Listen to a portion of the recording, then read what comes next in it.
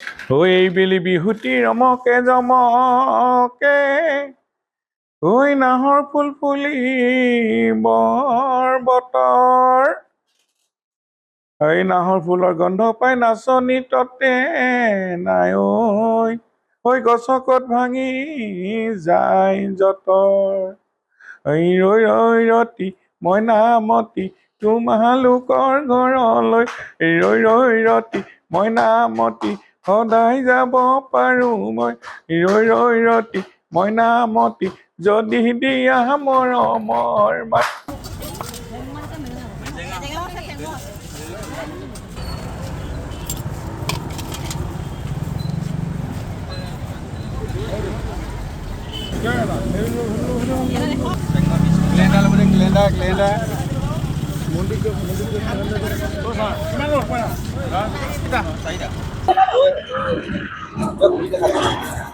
অসমীয়াৰ বাপতিসাহোন ৰঙালী বিহুৰ আজি উৰুকা। সকলোৱে বজাৰ সমাৰ কৰিছে। ময়ো মৰাণৰ বজাৰত গৈ কেৰেলা বেঙেনাকে আদি কৰি দৈ চিৰা যি পাওঁ কিনি আনিলোঁ।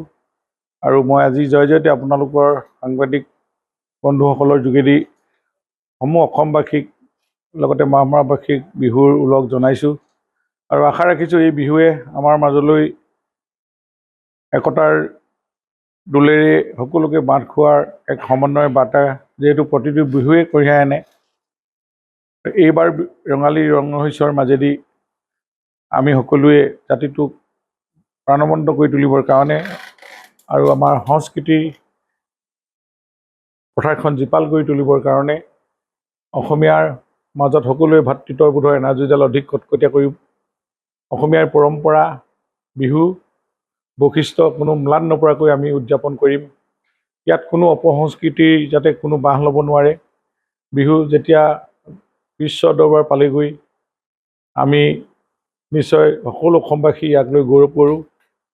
এই সন্মান আমি অটুট ৰাখিব লাগিব। আমি সকলো জাতি জনগোষ্ঠীৰ সকলোৱে উমৈহতীয়াকৈ উদযাপন কৰা এটাই উৎসৱ আছে, এইটোৱে ৰঙালী বিহু।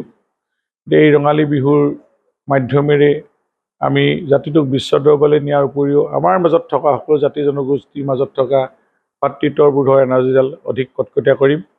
আৰু যিহেতু বিহুত আমি জ্যেষ্ঠজনক সেৱা কৰোঁ আৰু কনিষ্ঠজনক মৰম কৰোঁ, এই পৰম্পৰা আমি ৰক্ষা কৰিব লাগিব। আৰু আমি সকলোৱে এই বতৰত আমাৰ নিজৰ মাজত সকলোৱে শক্তিশালী ৰূপত আমি জাতিটোক আগবঢ়াই নিবৰ কাৰণে সংকল্প ল'ম। গণতন্ত্ৰৰ যিটো উৎসৱ, নিৰ্বাচনো চলি আছে। ইতিমধ্যে যোৱাকালি স্ক্ৰুটিনি হৈ গৈছে।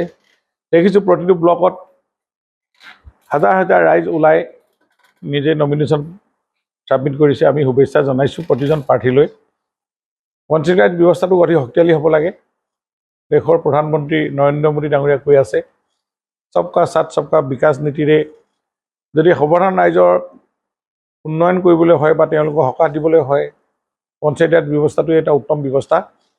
এই ব্যৱস্থাটোৰ জৰিয়তে কেন্দ্ৰীয় চৰকাৰ বা ৰাজ্য চৰকাৰৰ অনুমোদিত আঁচনিবিলাকত যাতে আমাৰ প্ৰত্যেকেই যোগ্যজনে পায়, তাৰ কাৰণে এই পঞ্চায়তী ৰাজ ব্যৱস্থাটোৱে কাম কৰিব লাগিব। গতিকে আমি ভাবোঁ যে এটা শক্তিশালী পঞ্চায়ত ৰাজ ব্যৱস্থা গণতন্ত্ৰক সুৰক্ষিত কৰে।